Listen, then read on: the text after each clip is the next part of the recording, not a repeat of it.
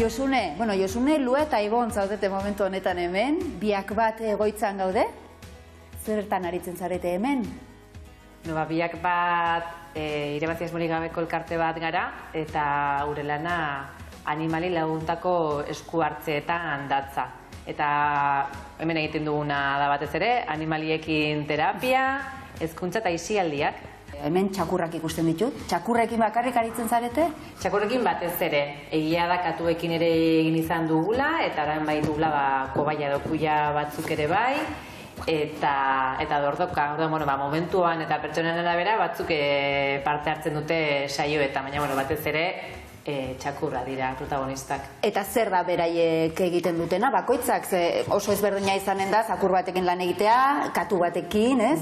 Zakera ezberdina dutelako, edo dordoka bat. Hori da, eta beraiek ere bai ikusten duzu. Lua oso lasai dago, hemen begira, eta Ibonari da, mimoak eskatzen, zurekin parte hartze gehiago, ez? Aktiboagoa da, Lua baino. Orduan, guk profesional bezala badakigu, ez, txakurrak batez ere hasieran etortzen direnean, bai aurrak, bai gazte edo helduak ona, ni psikologa nahi, psikologaren gana doaz, baina ez da ohiko terapia bat, ez?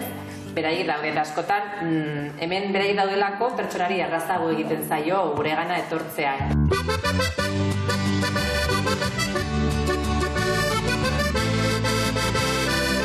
Hortzu dira onuradunak, zuen zerbitzu hauetako onuradunak? Edo zein, edo behar bereziren bat daukana? Normalean, autismoa dutenak, azken aldian behar sozio-emozionala dituzten gazteak, batez ere, alderdi horretan. Egoitzan egiten duzuelan, baina egoitzatik kanpo ere bai? Hori da, bai. Egia da azkeneko urte hauetan gutxiago ari gara ateratzen gure egoitzatik kanpo, beste egoitza edo beste elkarte batzuekin, lanean. Orain gure egoitza berrian. Oso polita, por cierto. Bai, oso pozik gaude, ez da erraza izan, baina hemen gaude, orduan atzeko guztia aztuta.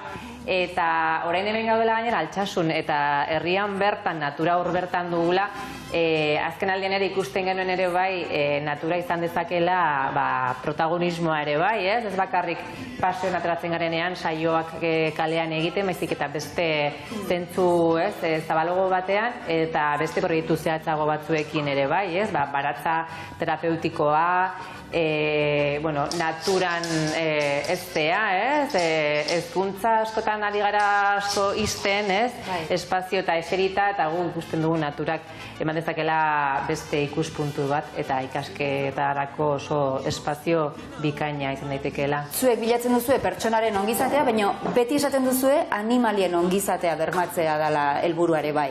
Bai, hori da gure lana eta gure elkartearen zutabe nagusia.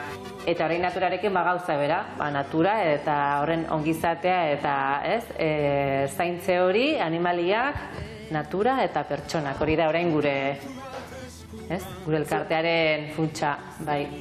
Eta proiektuka ere lan egiten duzue, Josune? Bai. Gauza bada norbanakoak etortzea, edo taldetxoak, baina proiektuak ere? Bai, urte guztietan joan gara proiektu desberdinak sortzen, batzuk oraindik jarraitzen dute, Lauzango Milaka Irri programa behar berezia dituzten haur eta gazteentzat, orain dela ia 10 urte eta martxan jarraitzen du. Azar Naguzten programa genero indarkeria jasan duten haur eta gazteentzat ere bai, gamatzagu 7 urtez, gainera Euskal Herriko Unibertsitatearekin ikerketa proiektua dugu lotuta, ikusteko zelako inpaktua duen haur hauen ongizate emozionala, batez ere, adinduekin ere bai, bisitan azazu eta zure irria eman, urte guztietan joan gara sortzen.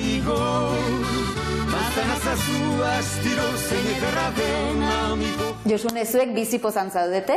Eta galdetu nahiko nizuke, bizipoza zer den zuentzat ere bai? Idatziz adierazten badiazu? Bai? Noski.